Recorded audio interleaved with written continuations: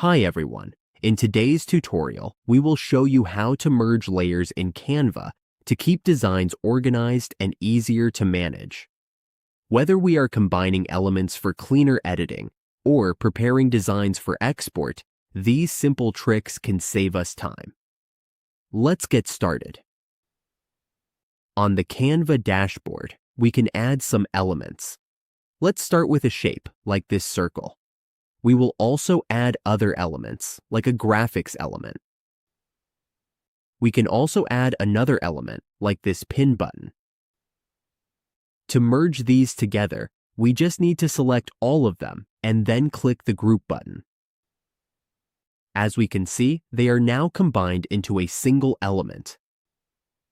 We can unmerge them by clicking the Ungroup button, so each element can be moved separately again. That's how we merge layers in Canva. It's a simple way to keep our designs clean and work more efficiently.